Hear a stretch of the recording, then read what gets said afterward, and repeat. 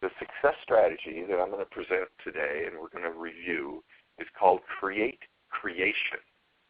Now, although Alejandro is going to put some visuals up on the screen, I encourage you to also create your own visuals. Now, the visuals, I gave Alejandro free rein today to really be creative, because this success strategy is about not just being creative, but about creating ways to be creative. Because I think that that kind of invention and imagination is what can be useful in every area of life. I think that when we're, of course, writing, whether you're writing a book or an article or a poem or a letter to a friend or an email, you all write. Some of you don't consider yourself writers, but I consider all of you writers.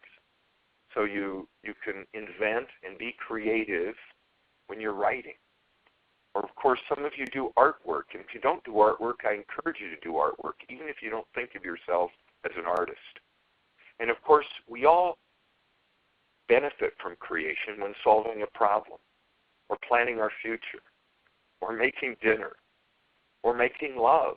It's really good to be creative when making love, or making money, or promoting your boss at work, for those of you who have a boss, or assisting the people who work for you, for those of you who have people that work for you.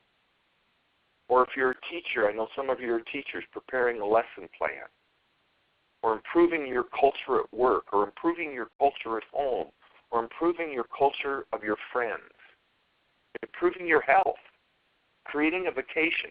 And I could go on and on. These are just some ways that we want to be really creative in our life. So the success strategy, Create Creation, is an idea saying that you can actually create being creative.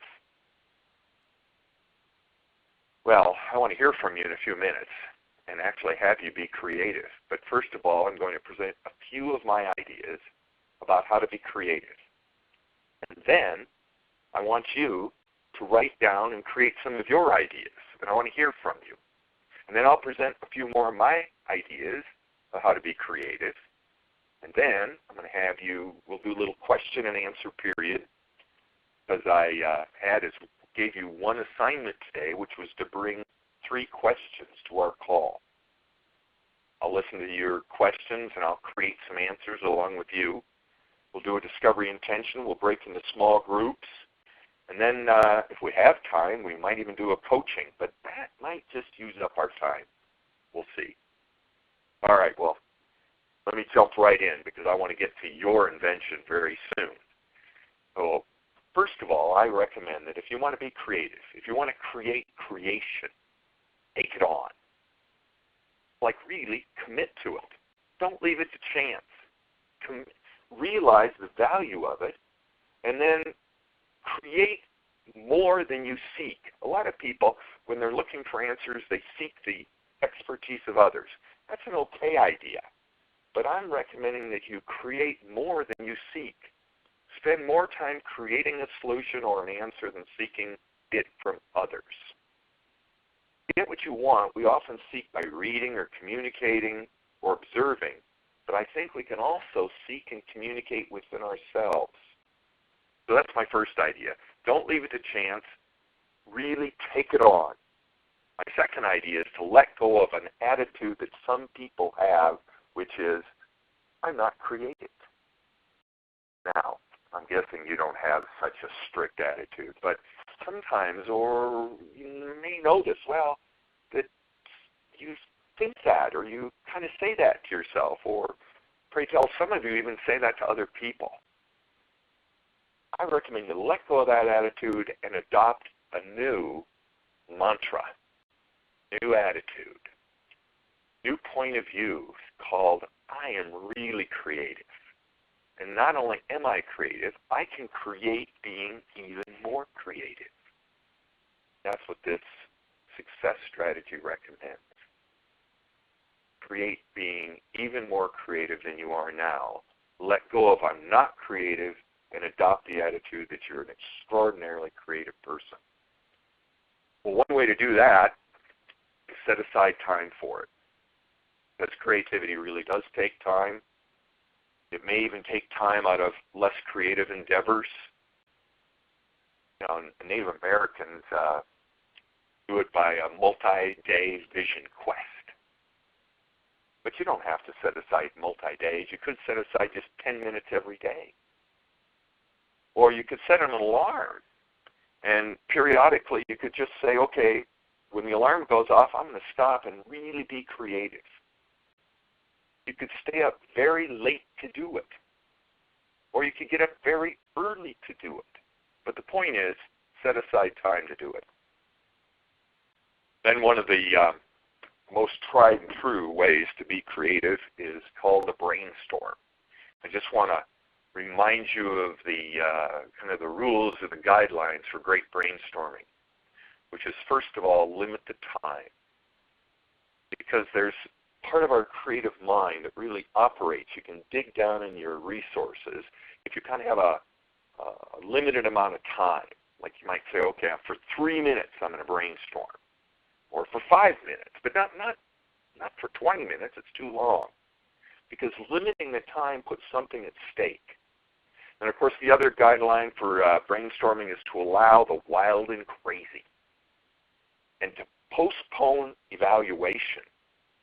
So you're really limiting the time, you're allowing wild and crazy ideas, you're postponing evaluation, and you're building on the ideas that you had before, or the ideas of others. Well, another way to create creation and really increase your own creativity is to set up a special place. A special place in your house or your office or even in the world. So you know, it's a little like church. You know, most people who go to church, they go to a separate place to pray or to meditate. Meditators usually have a little room, a little altar in their house, or they'll go to a special building to meditate. So creating a special place allows your subconscious to be cued up that this is the time for creativity. You can also even allow special clothes for creativity. You could have a creativity hat. So you say, all right, now I'm really going to be creative. I'm going to put on my creativity hat. It's kind of like putting on your thinking cap. Well, after you go to your special place, here's something else that I think is really important, which is to practice creating nothing. Creating space. Creating room. Because it's really hard to create something until you've created nothing. Because otherwise what you're doing is just changing something. A full mind, or even a full life, has little space for that which is new. Now in the workshops, and most of you have attended workshops I've conducted, we've done this by erasing the past, or by doing a letting go ceremony. But you can also do this by deep relaxation. You can do it by listing what you have and crossing it off. But the point is, practice creating space or creating nothing. And then, another idea to create creation is to invent questions. Questions that promote your creation. What I ask you to do for today's call.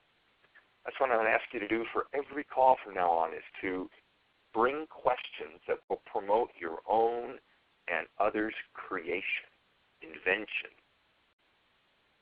Next idea is to delegate the whole thing to your biocomputer, to your subconscious, so that you really, instead of creating with your conscious mind, you literally say, okay, I'm going to give this to my biocomputer. I'm going to give this to my deep consciousness and see what gets created. One way to do that is to use your sleep time, either your nighttime, your dream time, or your nap time. I often kid about sleepitation. So sleepitation is a process where you set an alarm for like 20 minutes. Then you go to bed, or you go to your couch, and you allow your biocomputer, your subconscious, your sleep time to create. Now, if you do that, I do recommend you have a little stack of 3x5 cards by your bed. I do. Of course, I don't go anywhere, including bed, without my 3x5 cards. Or a recorder, and you write down your ideas before you even open your eyes. That's why I like little 3x5 cards. I'd like to give you two more ideas, and then I'm going to have you write and share some of your ideas. Partner with others. That's kind of what we're doing here. If you want to really be creative, get a creativity partner. Get a thinking partner. Maybe it's even a child. Since I last talked to you, I spent an overnight and a whole day with my daughter, it seems like my daughter, my granddaughter, Rosemary. And it's so fun to let her help me think. So partner with another. And modify your routines. Just kind of notice, how do you routinely do something, and then do it differently. So if you generally brush your teeth with your right hand, brush them with your left. If you generally sleep on your side, sleep on your back. If you generally walk to work, drive to work. If you generally drive this way to work, drive a different way. If you usually eat at 8 and 12, try eating at 6 and 4. Change where you listen to the phone. Change which hand you write with. Change which hand you do your mouse pad with. I tried this the other day. Or if you have a mouse, not a trackpad on your computer, turn your mouse upside down. Boy, that is really tricky. So modify your routine. Well, that took a little longer than my typical short lecturette, but I wanted to give you a whole bunch of ways that I think you can create your creation. Create being creative. And now I'm going to pause, not say anything for a minute. I'm thinking some of you have already written down some other ways to be creative, but for the next minute, please write.